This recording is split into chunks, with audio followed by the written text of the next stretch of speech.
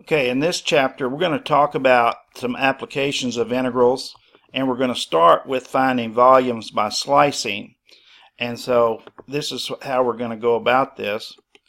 Earlier we found a connection between Riemann sums associated with a partition over a finite closed interval and integration.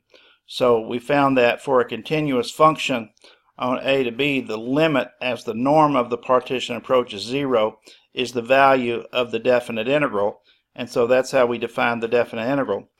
And we were able to apply this to finding the area between the x-axis and the graph, in other words the area under a curve, or we also used it to find the area between curves. Okay, now we're going to extend this concept of the integral to actually find volumes and lengths of curves, centers of mass, surface area, and other particular quantities. Okay, so basically what we can do here to find volumes by slicing, we can define volumes of solids whose cross sections are plane areas, and then a cross section of a solid S is the plane region formed by intersecting the solid S with a plane.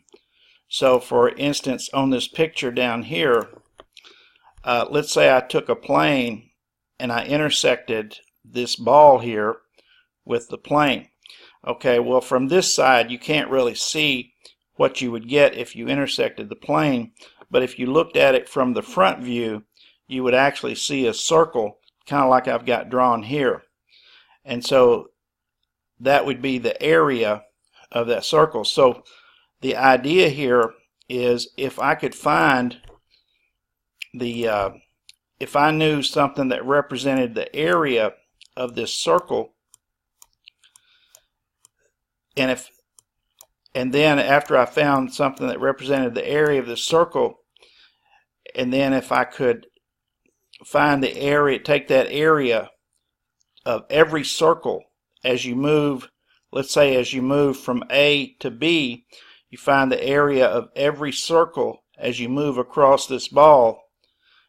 And if you had a way to add up all those circles, those infinitely many circles as you move from A to B, then that would actually represent the volume. So another example here, here's a cylinder, and notice in this cylinder, if I were to take a plane and cut this, then basically when you looked at the cross-sectional view of the plane, you would actually see a rectangle.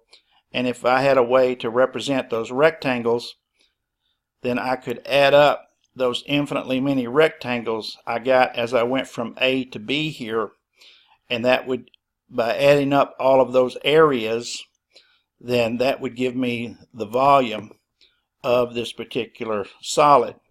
So that's the idea that we're going to attempt here. So what we're going to do here is we're going to say, since we want to add up an infinite value, since we want to add up an infinite number, well, remember that's what an integral does. An integral basically sums an infinite number of terms. So what I'm going to do here, if I have this formula to represent the area of a typical cross section, as if I integrate that area function from one side of the solid to the other side of the solid, then that will sum all of those areas and that will give me the volume. So basically here's the guidelines for this.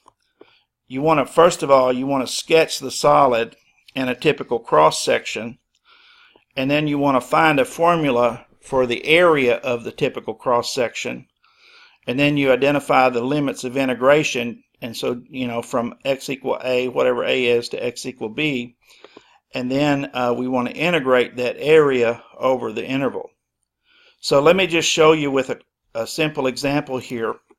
Let's say I want to find the volume of a sphere with radius 3. So down here I've drawn a sphere with a volume of radius 3, and I've centered it at the origin, even though it looks like I didn't quite get it perfect, but pretend like it's centered at the origin.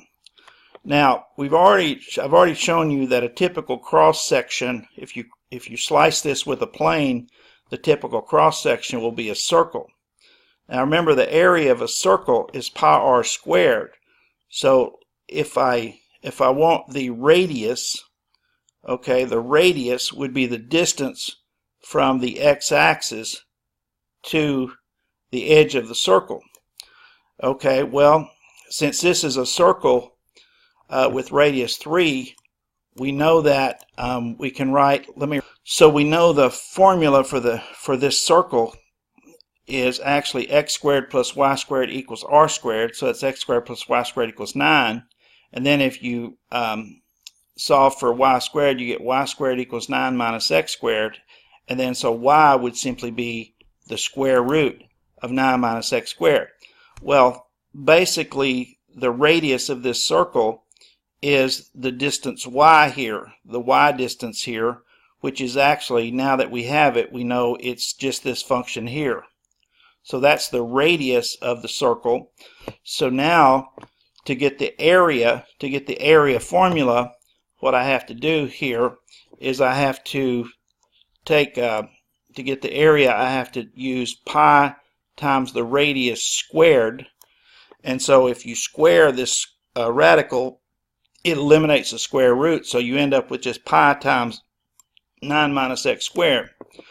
Now, we're only going to integrate from 0 over to 3, and that would only give me half of the ball. That would just give me the volume of half of the ball. So therefore, what I'm going to do is I'm going to multiply it by 2 when I'm done.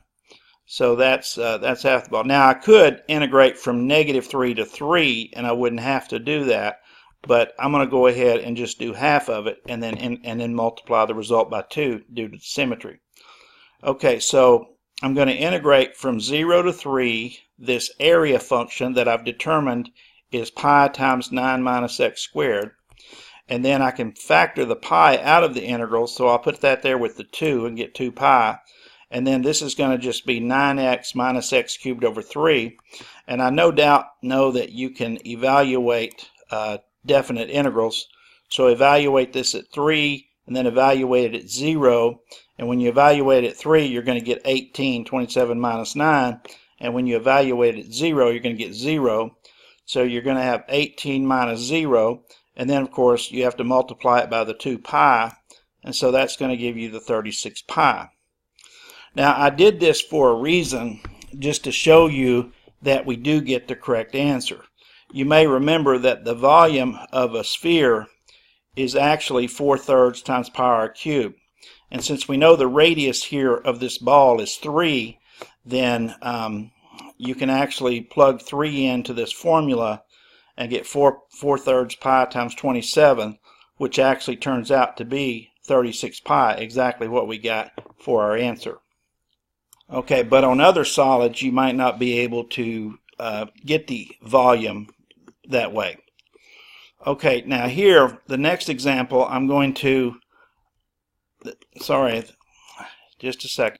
Okay, so the next example, I'm going to find the volume of a pyramid that has a 3 by 3 square base and is 3 meters high. So basically down here, it's 3 by 3. So this is 3 by 3, and it's going to be 3 meters high. So from here to the base, it's going to be 3 meters.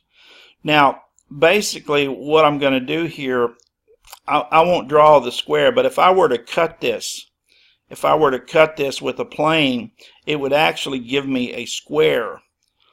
And the dimension for this square, we can say all of the squares are just going to be x by x. So the dimension of these squares, the width would be x, and then the height would be the same. So the height would have to be x as well. So the area of a typical cross section of this pyramid would simply be x squared. And so if we integrate that from 0 to 3, because we're going to integrate from the far left here 0 all the way out to 3, then we would integrate 0 to 3, the function x squared, and get x cubed over 3. And then when you evaluate that from 0 to 3, you're going to get 9 minus 0, which gives me 9 cubic meters for that particular volume. Okay, in this next example, we're going to have a curved wedge that's cut from a cylinder of radius 3 by 2 planes. So basically you have a cylinder here, and then one plane's going to cut it at a 45-degree angle across this way, and then we're going to find this volume, the volume of this particular wedge. So now as we cut, we've dropped planes down through here, we actually create rectangles here, and we want the area of a typical rectangle. Well, we know the distance from here over to here is actually the same as the y value of the circle, since this is a cylinder, and so we know the circular cylinder, x squared plus y squared equals 9 would be the circle, and then if we solve that for y, we get y equals the square root of 9 minus x squared. But that would only give me the distance from here out to here, so we would have to double that to get the distance all the way across. So the width of that particular rectangle is twice that value, so twice the square root of 9 minus x squared. And the height of the rectangle is x, since it's cut at a 45-degree angle. Because it cut at a 45-degree angle, then that would mean that the distance from here to the rectangle and the distance from the bottom of the rectangle to the top of the rectangle must be the same distance, just because of the fact that it's a 45-degree angle. And since we know the area of the rectangle is simply the width times the height, we can just take this width and multiply it by x, and we get 2x times the square root of 9 minus x squared. So now that's our function for area, and we're going to, since this goes from over here, we're going to say it goes from 0 all the way out to here, which is 3. So x goes from 0 to 3. We're going to integrate from 0 to 3. So if we integrate this function from 0 to 3, you actually can integrate this, and I'll let you do this. All you have to do is just use the power rule with u equal 9 minus x squared, and you actually get that it integrates to minus 2/3 9 minus x squared to the positive 3/2 power, and then you evaluate that from 0 to 3, and then when you plug in the 3, you actually get 0 for this function, and then you plug in the 0 and you get minus 2/3 9 to the 3/2. And then when you subtract when you subtract minus 2/3 9 to the 3/2, you just get positive 2/3 9 to the 3/2. Now 9 to the 3/2, that would just be the square root of 9, which is 3, and then cube it, that would give you 27. And then you multiply it by 2 and get 54, then divide by 3 and you get 18. So the result, the volume, is just 18 cubic units. Okay, so that's basically how we attack this slicing method. And in the next example, in the next video here, I'm going to go ahead and show you how to use the disk method to find solids of revolution.